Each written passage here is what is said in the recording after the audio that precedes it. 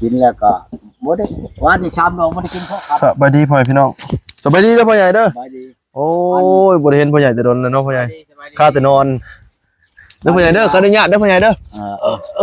นี่ไม่จะก่อนอันไปแล้วก็ช่อยแล้วก็ไปช่อยแล้วก็ไปหวานนี่บ่ได้กินได้ใช้แลนออกซิโนเลยโอ้ไปชื่อทองแล้วก็มาโล ไป ด ชื่อทอง ท้องอีกแล้ว ชื่อเลย อ๋อสิแต่ง ถอนเงินออกว่าสิไปแต่งอีนายอันอยู่อันนั้นเด้ นานบ่ บ่นี่อยู่อันปากเชนนี่อยู่ยัง อยู่มือโคง อยู่เมืองโขงขี้หน้าเมืองโขงของว่าหลายไปได้ขะดองเจ้าน่ะ50 ล้าน โอ้ 50 ล้านแล้วก็ไปถอนออกแสนนึงใส่กับน้องชายแสนถอนออกมาแล้วก็ไปเปลี่ยนเนาะอันว่าสิไปเปลี่ยนเอาเงินกีบบัดนี่50 ล้านนั่นมาเพิ่นว่าได้มื้อหนึงมื้อสองมาโอ้ยข่อยไปอยู่นำเจ้าบ่ได้แหละเพิ่นว่า บอกไปทางใหม่น้องพ่อใหญ่ เฮ็ดได้จังหวะนั้นเอ้าบ่มีไผอยู่นำแม่ข่อย ฮะ แม่ข่อยบ่เห็นดุงดาวบ่เห็นดุงเอาแลดอกว่านี่ว่า เปลี่ยน ได้ จำ เจ้าสิเว้าได้ก็เว้าแล้วว่า เปลี่ยนจำลังมือเป็นพามือเนาะพ่อใหญ่ นี่ เนาะ แหละนี่อันเช็คมาเว้าอยู่ในโทรศัพท์นี่ ข่อยเว้าอีหลีแม่ข่อยบ่เห็นดุงอีหลีแต่กี้เจ้าไปยังบ่เว้าข่อยว่าแต่ข่อยบ่ทันถอนเงินออกมานั่นว่าแม่ข่อยก็ถามแล้วเอื้อยข่อยก็ถามแล้วถามเบิดแหละร้านก็อยู่ในทางเข้าอันภาครถเชโนเด้ตลาดเชโนนั่นผู้แปลงโมงนั่นผู้แปลงโมงนั่นผู้ชุงๆใหญ่ๆนั่น ร้านเพิ่น ร้า ว่าน อันนั้นลูกเอื้อยกันเจ้าอยากฮู้จักคักน่ะไปหาหลานข่อยหันว่ะโอ้ก็สิไปหาหัวหามันเพียงบัดนี่น่ะข่อยก็เฮาบ่ได้เว้าพื้นหัวมันแต่ว่าข่อยบ่ทันบอกออกเท่านั้นแหละเพิ่นเฮ็ดให้ข่อยช่วยแน่บ่ช่วยเนี่ยคันว่าบ่เอาซะแต่ ช่วยเลยช่วยเลย ว่าแต่ว่าที่ผู้ก็ใครอยู่ดอก โอ้นั่นน้องพ่อใหญ่เนาะ มีแต่ช่วยเลยคือกันกับอัน จ้างนี่มอนพ่อใหญ่ว่ะนี่ มอนอันมองคางอันนั้นนิดน้อยลูกไอ้นายอันนั้นมาแต่ปีนั้นแหละเฮ็ดเพียงอยากเฮ็ดหยัง นึกว่ามอนใหม่กันดอกพักเด้อมอนใหม่ บ่แล้วเฮ็ดเพียง ผู้สาวนี่ จะได้ว่าเช้าอยู่ใต้อยู่เมืองโค้งนี่ถือว่าแล้วเนาะพ่อใหญ่เนาะบ่ได้เอายังเลยเนาะบัดนี้เนาะคือว่าบ่ได้หย่าล้มกันแล้วเนาะ อย่าล้มกันแต่พุ่นแล้วแต่หึงพุ่นแล้วกันจะคนก็บ่ได้คุยบ่ได้ล้มกันเลย ว้าต ยังอันพูนอยู่พุ่นแล้วเรายังจักเล่าว่าชีวาอันใดอันนั้นก็ดี ถือติด ผู้อยู่อัน ตัวเนาะพ่อให เช ญ่ ก เนาะ องผู้นั้น เอ้ายังมีคนอยู่ใส่กองบ่พ่อใหญ่บัดนี้ นี่นั่นแหละเราชิมาอยู่ผู้นั้นก็ดีครับ แต่ว่าปัญหาคอยบ่ทันถามฮีตถามของอันนั้นก็จะว่าควายก็บ่จักแล้วของเราเทิงอันนั้นก็ เราถึงเนาะพ่อใหญ่ เอ้าบ่แม่นจักแม่นหยังก็บ่แม่นเราเทิงก็แม่นครับ แต่ว่าพวกหยังก็ บ่พ่อใหญ่หาเอาเด็กน้อยบ่ได้บ่พ่อใหญ่จะได้ไปเอาผู้เฒ่าคือว่าซั่นบัดนี้แพงอีกบัดนี้ฮี หาผู้ เจ้า เฒ่า ของฮีอีกบัดนี้ นายเพิ่งไป เอาเด็กน้อยถือกว่าได้เนาะพ่อใหญ่เนาะ โยกก็ลงฮอดแชนแล้วข่อยก็บ่เอาแล้วแนวนั้นข่อยก็หาเอานิดหน่อยแล้วอยู่17 18นี่มันบ่ฮอด3แสนนั่นเฉพาะบ้านเฮานี่ได้อย่างเนื้อย่างสูงสุดก็บ่เกิน50 ล้านมันต้องได้แหละคำบาทหนึ่งคำก็ชื่อมาเมียนแหละวานนี่ ทำแบบจริงๆนะเนาะพ่อใหญ่ เอาไปเอามา เอาจุดเคาะดังจริงๆกูเนาะ เอาไปมาผู้เฒ่าบ่แพงเนาะพ่อใหญ่เนาะ ผู้เฒ่าบ่แท่งแพง เจ้าของฮีอีก โยนไว้เพียเห็นบ่เมื่ออันเอาไปเนี่ยเจ้าของฮี แม่นเนาะพ่อใหญ่ เห็นบ่ฉันบ่แม่นเว้านะเด้เท่าชำไรจนแค่บ่มีทั้งหลุม ได้30 ล้านเนาะพ่อใหญ่เนาะ 30 ล้านกับควาย หมู เฮ็ดได้ แล้วก็ แต่ เจ้าข ว่า อง ค่อยไปผู้เดียวอันพังผู้เดียวก็ผู้สิบ่เชื่อข่อยว่าข่อยสิบ่เอาเขาเว้าแลนี่นะเอาไปเอามาบ่อยากให้ลงชิปทำอีกแล้วอันปกชบ้านนั่น จากย่านไปยังเนาะพ่อใหญ่เนาะ ย่านพิสังอันความบ่ฮู้เท่าบ่เทิงการนั่น ตั้งค่าคักค่าแน่ค่ากระลึกกระลึงอะไรหรอค่าบ้านนอกคำมีโอ้ยแท้ก็บ่ได้บ้านนอกก็ได้เนาะอยู่ในเมืองธรรมดาอยู่ ทางดำอยู่เนาะพ่อใหญ่เนาะ ทางดำนี่ธรรมดามันก็สิไปเว้าใช้พิชังแขกไทยไก่ไทยบนอื่นโตช่องเห็นตับเป็นไตหมูแล้วบ่คิดว่าสู้ดอกขนาดข่อยเดินหัวบ้านผ่านหัวเมืองฉะนั้นข่อยคิดว่าบ่ได้ขมิ้นข่อยจักนี้แล้วอันวางชิปคนข่อยกุ้มได้อันนี้คนไปกับบ่แลเนี่ยว่าคิดว่ามึงอยากเฮ็ดได้มึงเฮ็ดแล้วแหละคือจะว่าพุ่นแหละด้วยแน่ใดก็ดีนะก็คิดเนี่ยนะข่อยลบบ้าโอโกมาขึ้นเช้า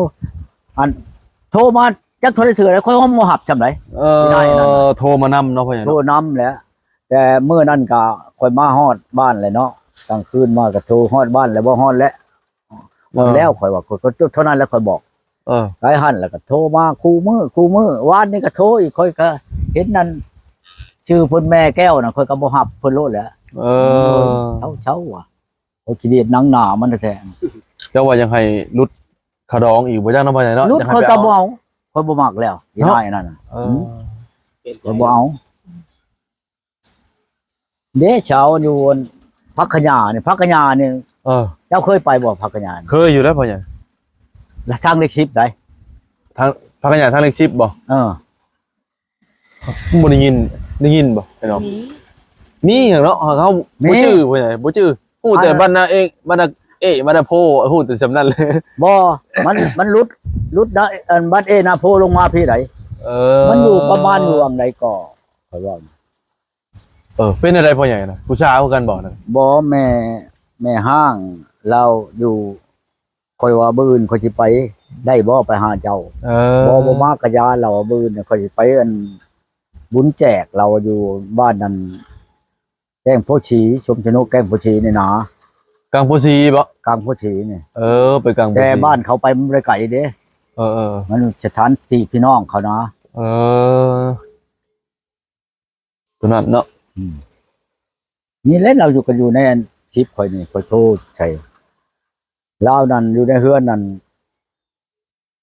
ลูกเล่านั่นช่อง แม่เล่าคอยว่าคันคอยเอาเจ้ามาอยู่น้ำคอยแหละไผสิอยู่น้ำแม่เจ้าเอาลูกคอยกับแม่คอยแล้วเขาก็อยู่แล้วเขาก็ใหญ่เลยมันว่านะเฮ็ดไทยเฮ็ดหน้าได้เลยเจ้าตกลงแหละเดือนหน้าออกใหม่แหละเจ้ามาเด้อมาคอยเลยตกลงกันแล้วก็ว่ากันไม่ว่าใดเพราะว่าจักปีแล้วพ่อใหญ่นะ อันใด เช้าอันนี้แหละเช้าพักกันยา คอยบ่ได้ถามได้ พังเสียงนี่ฮอดบ่30ฮอดบ่หรือว่า20ปลาย ชั่วโมงนั่นแหละวาง30หรือว่าได้เช้านี่ของลูกมันก็ไม่ห่างลูกช่องเลยเด้ ยัน30เนาะประมาณ30ปลาย บาวันอันนั้นโทรมาเตวบนเช้าให้บ่พาเอาก็อย่าค่อยลงไปแล้วค่อยสิพาเจ้าไปทั้งยังเชกองผลบืดไม่ห่างลูกอันนั้นลูกช่องลูก3ว่าซั่นนะ โอ้โหอยู่บ้านนะซ้ายแล้วกับเพื่อนบนเจ้ามาถ่ายคลิปมันเด้เพื่อนสาวที่เห็นเด้คนเป็นเพื่อนสาวที่เห็นเด้กับบ่อนนั้นเพิ่นเลขเฟซจะไว้กับผัวคอยเห็นเด้บ่อนเลขเฟซกับเจ้าไว้เห็นเด้เพื่อนสาวที่ฮู้จักแล้วว่าบ้านนะซ้ายนี่บ่เจ้ามาถ่ายคลิปมันแล้วค่อย เพื่อนสาวที่เห็นเด้บ่อนผู้มีลูกน้อยนี่แหละ มีลูกนึง อันเพื่อนใกล้ๆกันนี่คือเพื่อนเจ้าที่น่ะ เป็นหยัง ฮะ เป็นหยัง คอยโทรไปนี่มันคอยเห็นอันในชิปคอยนี่วานชื่อนั่นอันนี้นะแล้วคอยโทรไปแล้วบัดนี้คอยถามนี่เจ้าอยู่บ้านใดอยู่เมืองใดอยู่แขวงใดเจ้านี่นะ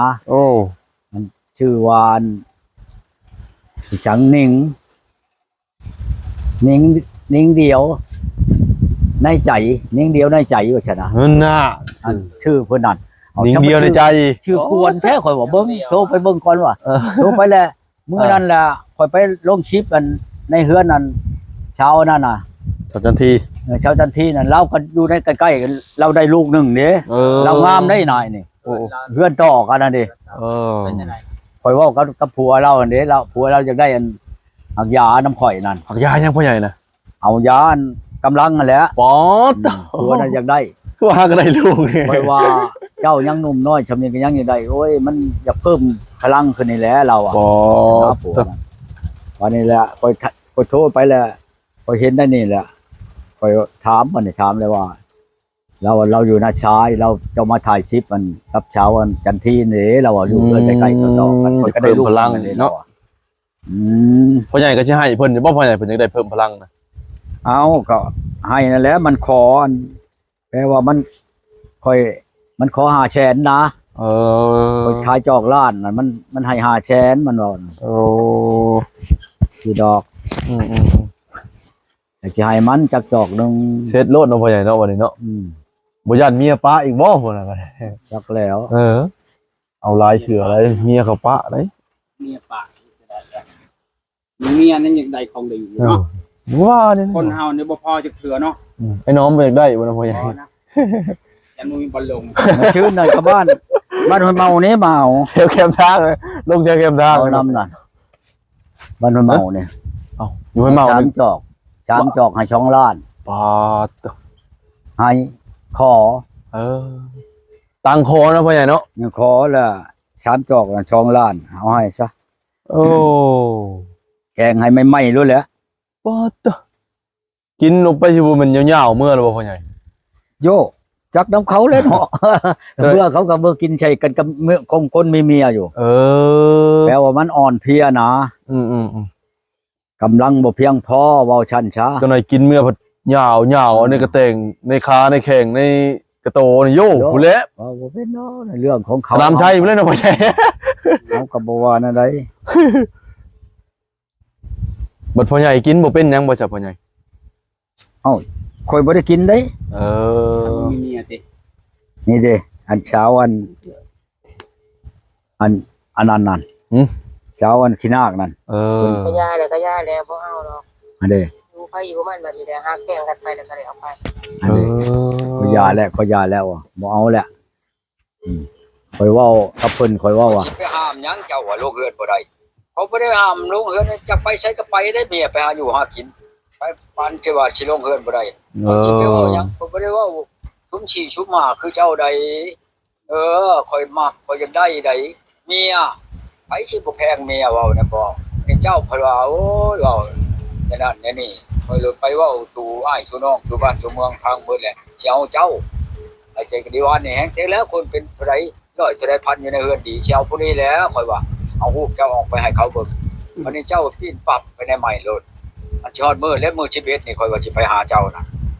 หึงไปไดอันนี้ก็5-6คันยังมื้อนี้แล้วก็แม่นว่าเว้ากันถูกต้อง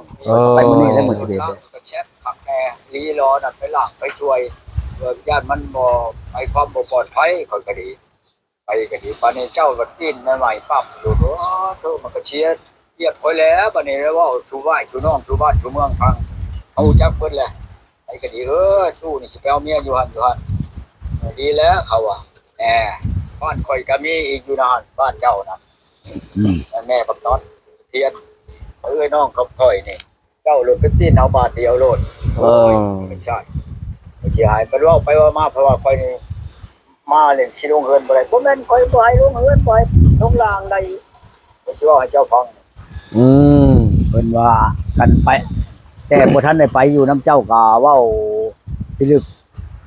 กันไปอยู่น้ำมะลีแล้วสิลงเฮือนฮอดบ่ได้เพิ่นว่าเพิ่นว่าล่ะเอ้าเว้าไปแล้วว่ะสิได้จังว่าลงเฮือนบ่ได้ว่ะ เทิงขาดองเทิงหยังครับรวมเบิดเท่าใดพ่อใหญ่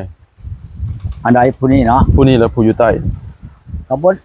ก็ธรรมดา50ล้านเบิดเท่านั้น เออ ทาน งัวยังมีบ่จ้ะพ่อใหญ่ บ่ ปล่อย มีงัวบ่มีหยัง มีแต่50ล้านเลยแล้ว นี่หมูตัวหนึ่งหมู 50ล้านแล้วหมูตัวหนึง หมูตัวหนึ่ง เออ ขันคอดอกหมูเท่าแก่น่ะเบิดเท่านั้นพอเขาสิไปถอนเงินออกนี่เขาก็ถอนออก100,000โลด อ่า ถอนหนึ่งมันก็มันไหลเป็นเงินกีบนี่ก็68ล้าน เออ ไหลเป็นเงินกีบ68ล้านบัดนี้ค่อยก็ยังอยู่คันว่าเรือนน่ะก็เหลือ10ล้านนะ8ล้านน่ะมันก็เบิดแล้ว เบิดน้ำหลดเบิดน้ำกินไปนำทางกันแล้ว แม่นแล้วพ่อใหญ่ เบิดแล้ว พอตลาดเงินแส ดงนี่ก็เบิดแล้ว อืม 2-3แสนแล้ว มาบ้านนี่แหละมันปีนปรับวันนี่แหละ ยังเป็นอันนั้นเนาะพ่อใหญ่เนาะ ที่เพิ่นพากลับคืนอีก แต่เมื่อนั้นเขาก็ยังตัดแล้ว2,000 ฮะ ตัด2,000 บาทเราได้มื้อนั้นไหน เขาได้ฟรีๆเนาะพ่อใหญ่เนาะ2,000 เขาได้พี่ๆเลยของภาคกำหนดเด้บัดนี้มันฮอดกำหนดแล้ว เออ กับผู้อยู่ทหารแล้วกินน่ะ เออ ผู้รักษาเงินนั่นแหละ เออ เว้าชื่อเลย คงมันเว้ากับข่อยแหละมันว่าเดี๋ยวนี้เจ้าถอนบ่มีกำหนดนี่ตัดได้ เออ ตัดหลายปานใดข่อยว่าตัดแสนหนึงตัด 2,000 ได้แต่ 98,000 อืม ตัดก็ตัดแล้วเงินนำ2,000คือตัวแหละตัดก็ตัดว่ะมันก็ เออ แล้วเอามานับให้98,000ก็มากับน้องชายมาฮอดได้มื้อหนึ่งมื้อสองมันโทรมาโลดมันโทรมาบอก มันเว้านี่เด้อนี่ โอ้ เดี๋ยวนี้หันข่อยเอาก็เจ้าบ่ได้เด้อ อันนี้ เพราะว่าข่อยถิ่มแม่กับลูกบ่ได้ อันนี้ มีแต่ว่างานแต่งหันยกเลิกซะก็แม่ก็ลูก อันนี้ เอาบ่ได้จะได้ก็เอาบ่ได้ก็คิดแล้วนอนคิดแล้ว4มื้อ4คืนแล้วจะได้ก็เอาบ่ได้หรอกเพราะว่าแม่ก็เฒ่าแล้วลูกก็บ่มีไผเบิ่งขอยยอมรับว่าขอเอาแต่บ่ได้เด้อขอโทษได้หลาย เห็นบ่มันเว้านะ นอนขีด4มื้อพุ่นเนาะอ๋อ ขอโทษจะให้หลายเด้อบ่เป็นว่าข่อยเมาหรอกข่อยคิดดีแล้วว่าเอาบ่ได้ขอโทษหลายจะไปเอาผู้ใหม่ซะว่าทีมแม่ก็บ่ได้กับลูกข่อยบ่ได้ ก็จะว่าเจ้าหากันนอนคิด2 เดือนแล้วแต่ผ่านมาแต่ค่อยเว้ากันกับเจ้านี่พอจุไปถอนเงินถอนคำออกมาบ่ว่าค่อยให้เพิ่นได้บัดนี้ ขอโทษเด้อแม่ก่อนนางมื้อเราว่ามื้อวันนี้เราโศกเศร้าแฮงก็ไปนำจะบ่ได้หรอกมันจะว่าจะหาผู้ใหม่ซะเอ้ยขอโทษหลายก็ไปนำจะบ่ได้หรอก เมาเนาะบ่เนาะไปงานดองบ่จ้ะเนาะ ขอโทษเด้อเอาบ่ได้หรอกแม่ก็มีไปอยู่นำลูกสาวก็บ่มาอยู่ได้แม่เฒ่าแล้วเหลือคนเดียวตาแล้วก็บ่ค่อยเห็นหูแต่ว่าบ่มีหยังหรอกฮักแท้กันคือเก่าแหละ นี่แหละ ก็ไปหาเราก็บ่ได้เลยเนาะพ่อใหญ่เนาะไปอยู่นำเราก็บ่ได้เนาะทิ่มทั้งพี่เนาะพ่อใหญ่เนาะ เอาเว้ยได้คนจังไปบ่ให้แต่งจักกี้คนก็บ่ไป ก็ร้อนว่าบ่ได้แล้วนั่นก็บ่ยากดอกคันว่าอยากได้นั่นได้เก่านั่นอยากได้มื้ออื่นนี่ก็มานํข่อยมื้ออื่นนี่ก็มีอยู่ ฮะ ข่อยหักบ่เอาข่อยบ่มักเจ้าเชียวได้บ่แลคันบ่มักนั่นเพิ่นยังว่าเอาเมียผิดคิดอยู่เท่าตายเฮ็ดเฮือนผิดก็คิดอยู่เท่าเฮือนเพเจ้าชัวนะฉันอึดเพียงมาเด้อไปเอาแมลงนี่ก็มานํข่อยแมลงนี่ก็มีอยู่บ่ว่าแต่ว่ามื้อไปเอารถขี่ไปแล้วก็ไปเมื่อมาโลดบ่ได้ยาก น่ะ แต่งพี่หน้าผู้ก็ได้อีกอันก็ได้บ่มักมันน่ะ เนาะพ่อใหญ่เนาะ บ่มักข่อยเอาบ่ได้เด้คันมักเลยเท่าใดข่อยก็แต่งให้บ่อนอยู่บ้านกังอีหุ่นนั่นข่อยไปเห็นแล้วโอ้ใจข่อยมักโลดนั่น สาวหน่อยเนาะพ่อใหญ่มักนั่นเนาะพ่อใหญ่ โอ้อายุ18 ปีเนาะ17 18 ปีก็บ่ว่าเรามักนิดน้อยแต่มันก็งามแน่เบิ่งบ่เบิ่งในหูในตาแน่นะก็สิเอามันนั่นคันผู้บ่มักนั่นโอ้โหอยากตุ้ยก็ตุ้ยอยากพีก็พีอยากหยังก็หยังข่อยบ่เอาโลดบ่ให้แต่งข่อยก็บ่เอาบ่ได้ว่าสิไปแต่งเท่านั้นล้านเท่านี้แสนอย่าโลดข่อยเว้าชื่อๆนี่เลย คือผู้มักเนาะพ่อใหญ่เนาะ ผมบ่มักเด้ กันทุกของกินบ่ถึกปากบ่ แสดงว่าเขาน่ะมักพ่อใหญ่แล้วเนาะ มัก ตีแต่พ่อใหญ่บ่ไปเอาเขามานำเนาะ บ่ไปเอา ตะ เว้าจัง ถึกเสน่ห์พ่อใหญ่แล้วพ่อนี่เนาะพ่อใหญ่เนาะ จะเอาตอนนี้ก็ได้บ่ เอาก็ได้นั่นแล้วคันว่าบ่เชื่อข่อยเจ้าสิเสียบ่ข่อยสิเอามาให้เจ้าเบิ่ง นั่นสิเจ้าไว้น้อม สิช่วยบ่ว่าหลายช่วยข่อยบ่ช่องล้านข่อยบ่ว่าหลายดอกข่อยสิให้เจ้าช่วยช่องล้านมาเอาบ่กันว่าข่อยบ่ได้ข่อยสิเสียให้เจ้า4ล้าน ช่วยยังช่วยจะเอาเป็นเมียนบ่ ข่อยสิเสียให้เจ้า4ล้าน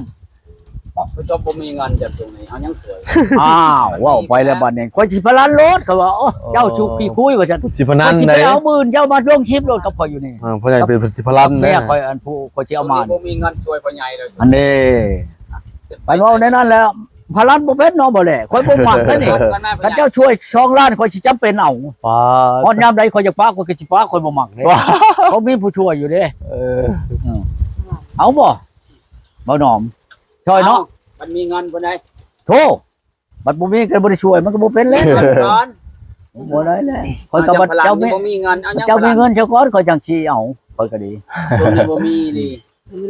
ตัดมือก็ขาดคือตัวตาลว่าตัดขาก็ขาดเลย คันว่าโอ้ยเจ้าขี้คุยนั่นบ่เชื่อเจ้าดอกแล้วลงข่อยก็บ่ได้ให้หลายดอก2ล้านนึงซื่อๆดอก2ล้านกีบนี่สิหลายเพียงก็เป็นเงินกีบก็ 4,000 เฮ็ดกินให้บ่ดีบ่ ฮะ เอามาเฮ็ดอยู่เฮ็ดกินให้บ่ดีบ่ มันบ่มักเอามาเฮ็ดกับมันบ่แซ่บสิแกงปลาลาบชิ้นมันก็บ่แซ่บเข้าใจบ่แล้ว แกงแซ่บทำได้กับบ่แซ่ เห็ บ น เนาะ บ่พออีตื้อในบ้านข่อยตาคือนี่พออีตื้อนี่บ้านในบ้านน้องไห้ข่อยสิเว้าอยู่เจ้าพังบ้านน้องไห้แหละผู้น้องนั่นอ้วน เออ อ้วนใหญ่งามพี่น้อง เออ ผู้เอ้ยน่ะจะจ้อย อืม จะจ้อยน้อย หมักผู้ใดพ่อใหญ่ไว้ ๆบ้านนี้แหละเขาถามบ้านนี้นะ เออ ของให้อันหมู่เว้าให้เด้อเว้าอันเมียน่ะให้ ผู้เอื้อย จะเอาผู้ใดว่าฉันนั้น ผู้เอื้อยให้เจะจ้อยบ่พ่อ นี่ ใหญ่ นะจะจ้อยเอาผู้ใหญ่แล้วฉันน่ะ เออ ผู้ใหญ่บัดเป็นเอ้ยเนาะผู้ใหญ่ เออ ผู้ใหญ่บัดตู้อันน้องบัดตุ้ยบัดนี้ใหญ่บัดตุ้ยนะว่าใหญ่ตุ้ยหัน เออ มักกับมักน้องหัน เออ บ้านนี่ก็ไปไหวไปขอเลยก็ไปกินดองมาเลยหมดยามนี้แล้วเดือนห้านี่เดือนสี่เดือนห้า เออเออ อันไปเฮ็ดไห้เด้เนาะเฮ็ดไห้ในดงนี่แต่เก่าบ้านบ่ค่อยนะ เออ เมียเขาทางนั้นเขาหัวเขาทางนั้นทั้งนี้เราออกชวนไปทางอื่นพุ่นโลดบ่อยู่ต่อกับเมียนะ เออ มากินข้าวก็เขาให้มากินข้าวกินรถจังได้จังมือได้บ่7-8มื้อมันก็มือก็มือโลดมัน เออผู้ชายเห็นบ่ ผู้ชายน่ะบอกให้เมียน่ะมือเอามาเฮือนได เออ ค่อยตื้อในบ้านค่อยนี่อันนี้คือกันแล้วนี่เอาได้บ่ว่าคันว่าเอาบ่เชื่อค่อยละเอาก็บ่แลซะพุ่นละล้านเนาะ อืม เอาบ่ โอ้ยบ่แลเสื้อได้พ่อใหญ่ บ่ บ่แลเสื้อ บ่ ได้ น้อมนี่บ่เชื่อนี่ย่านว่าบ่เชื่อช่องคนเอาพุ่นละล้านจะมาให้ข่อยมื้ออื่นนี่เอาเงินมาให้แล้วข่อยสิไปเอามื้ออื่นนี่มาให้เอามาลงชิปมานั่งเฮียงข่อยในโลดนี่ ผู้สาวมากใช่ป่ะ มันคือเจ้าว่าเอามาเฮ็ดกินเอาโกย กินแซ่บได้แล้วให้กินมื้อนั้นได้มันจะผ่านได้ มันเฮ็ดกินอันใด ผู้สาวทำผ่านว่ะ มันบ่แม่นผู้นั้นดอย ประมาณบ่ โอ้ย หลายคนเด้พ่อใหญ่มีแต่คนมักพ่อใหญ่ แซ่บได้นะก็เจ้าจับมือระดมมันได้ คันข่อยไปเอามื้อใดก็ได้คือกันนั่น ไม่ใช่คนที่เจ้าจับมือระดมมันนะประมาณบ่ บ่อันนั้นแม่บักชิปมันนั่นน่ะ มันแซ่บได้แล้วให้กินแล้วโอ้ แซ่บนั่นแหละ เอาผู้นั้นก็แม่นอีกบ่โอ้หลายคนนี่พ่อใหญ่เนาะ บ่ เส เงิ น่ น ห์ บ่ แห้ จั ง ก นี่เฉพาะใหญ่ จนที่ว่าที่มึงนำโลดบ้าเอาโลดมื้ออื่นนี่ก็มาโลดเจ้าบ่เห็นบ่ฉันมันเว้ากับข่อยนะ ผู้เฮ็ดกินนี่ว่ะ เจ้าบ่เห็นบ่มันเว้านะ คนนั้นน่ะ เจ้าบ่มามันสิตัดนี่มันว่าสิตัดนี่มันว่ามัน เจ้า เว้ากั มา บข่อย คนให้กินแซ่บ บ่พ่อใหญ่ตัดพี่เชียงพ่อใหญ่นะ เว้าก็แม่นแล้วความเว้าเนาะบ่แล บ่พ่อใหญ่ผู้สาวผู้สิตัดยังเจ้าบ่มาเขา เขาคันบ่มาเอาข่อยนั่น เออ มันเว้าอันมากินชีนมัน เออ มามันตากชีนมันมาไปกินใช่มั้ยบ่มามันก็ตัดคอพูดโลดมา ปอ อีนายนี่ไดตัดแล้วมันก็ชั่วบ่ได้เผาได้ชั่วมานั่นเอาชีนออกมาก็ไปตากเม่นเอามากินอีกปิ้งกินอีกอันชีนมากินเลยนะ เออ อีนายแม่บอกชิมกันรุไปถ่ายนี่เด้ไปถ่ายอันกับเขาอันชุบมันบ่าวอันนั้นชิลัดถ่าย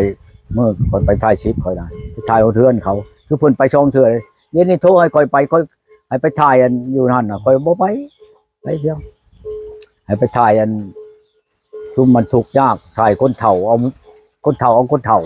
อายุ70เอากัน อยู่ใช่พ่อใหญ่นะ ในบ้านเนาะบ้านทพะนี่แหละมันยิ่งกะเฒ่าผู้ชายก็เฒ่าจนเลี้ยงงัวก็เฮ็ดหยังก็บ่ได้นะผู้เฒ่า เออแล้วยังให้พ่อใหญ่ไปปานนั้นบ่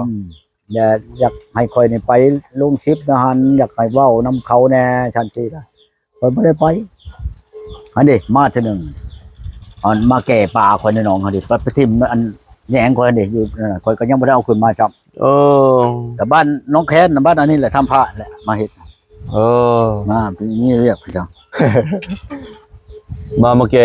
แย่งพ่อใหญ่มาทิ่มซื่อเนาะพ่อใหญ่ มาทิ่มแหนงคอย บ่มีอันให้อีกเนาะพ่อใหญ่เนาะตายแล้ว โอ้ย ยังอยู่บ่ป่าจะน้ำพญาย ฮะ ยังอยู่บ่ป่า ยังหาบ่หลายแล้วบัดนี้ค่อยสิป้าแม่นบัดนี้นะยาแล้วบัดนี้นะเขาก็จะ